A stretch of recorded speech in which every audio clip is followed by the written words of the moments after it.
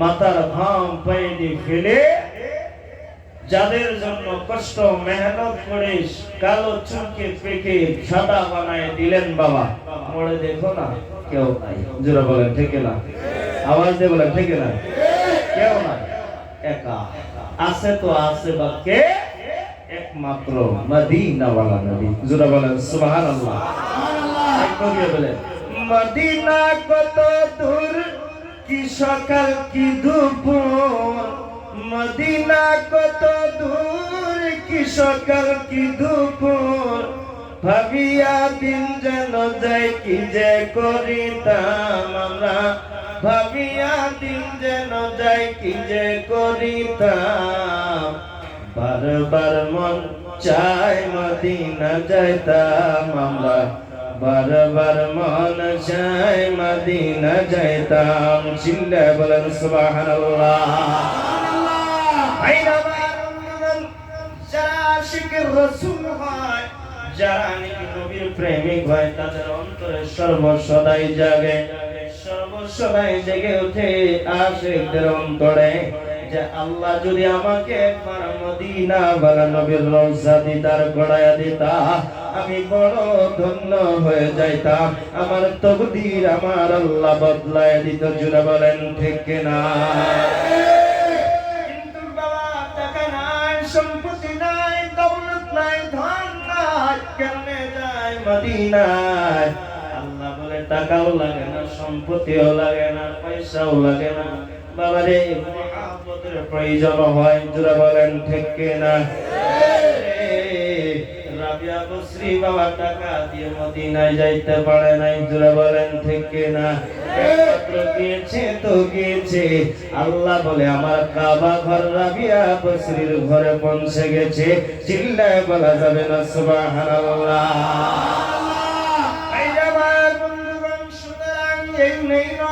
আমাদের কাছে কেন আসে না, কেন হয় না, কেন দিদার হয় না বাবা? বলে বাবা আমাদের ভিতরে আমল নাই। জোরে বলেন ঠিক না?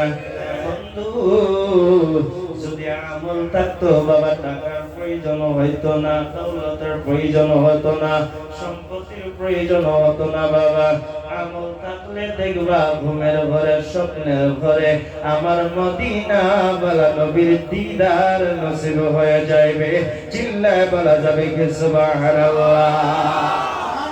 আমার বন্ধুগণ, নবীর দিদার যদি একবার নসিব হয়ে যায়, বান্দার এসে পাগল পড়া হয়ে যাবে বাবা। আমার বন্ধুগণ, সেই নবীর দিদার আমরা চাই কি চাই না? আপনারা বলেন চাই কি চাই না?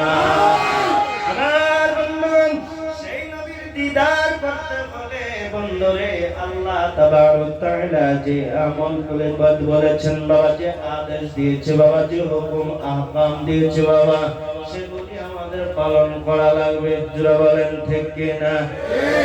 ও এ আহলে সুন্নাত ওয়াল জামাতের মানুষ অনেকটা তাড়াতাড়ি বাবা নবীর দিদার পায় যাইতো বাবা, যদি বাবা আর একটুখানি বাবা লাইনে থাকতো। জোরে বলেন ঠিক কি না?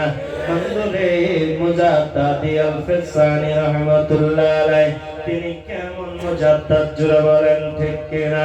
তিনি বাদশা আকবরের সঙ্গে জিহাদ করে ইসলামের পতাকা উত্তোলন করে দিয়েছেন। চিল্লায় বলা যাবে কি সুবহানাল্লাহ। আই আমার বন্ধুগণ, সুতরাং তাই নয় যে মুজাদ্দাদ আল-ফিসানি রাহমাতুল্লাহ আলাইহি মুজাদ্দাদি তরিকা নিয়ে আসলেন বাবা। বাদশা আকবরের ধর্ম ছিল ইলাহি ধর্ম। কি ধর্ম? জোরে বলেন কি ধর্ম? ইলাহি ধর্ম। তখন আমার মুজাদ্দাদ তৃতীয় মুজাদ্দাদ আসলেন বাবা। আসে বাবা ইলাহি ধর্মকে কেমনে ভাবে ধ্বংস করা যায়। আর আমার মুজাদ্দাদ আল-ফিসানি রাহমাতুল্লাহ আলাইহি কলিমা প্রচার করা গেলেন বাবা, লা ইলাহা ইল্লাল্লাহ মুহাম্মাদুর রাসূলুল্লাহ। চিল্লায় বলা যাবে কি সুবহানাল্লাহ।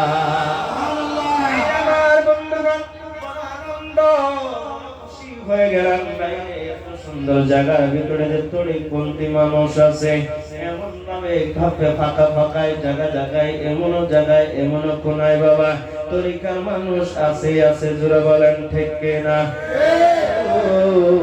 সেই জায়গার ভিতরে তরিকার মানুষ আছে সেই জায়গার ভিতরে আশিকের রাসূল আছে জোরে বলেন ঠিক কিনা আমার বন্ধুগণ আশিকের রাসূলের চেহারাটা পূর্ণিমার চাঁদের মতন আলো হয় জোরে বলেন ঠিক কিনা আর যারা আলো করতে চায় লাগায় বাবা তবু আলো হয় না জোরে বলেন ঠিক কিনা আর আশিকের বাবা আশিকের রাসূলের বাবা ক্রিমের প্রয়োজন হয় না বাবা মেডিসিনের প্রয়োজন হয় না নবীর প্রেম ভালোবাসা থাকলে বাবা আশিকের রাসূলের চেহারাটা আমার আল্লাহ পূর্ণিমার চাঁদের মতন আলো করে দেয় চিল্লায় বলা যাবে কি সুবহানাল্লাহ আমার প্রাণের নবী শুয়ে আছে গো নবী মদিনা শরীফে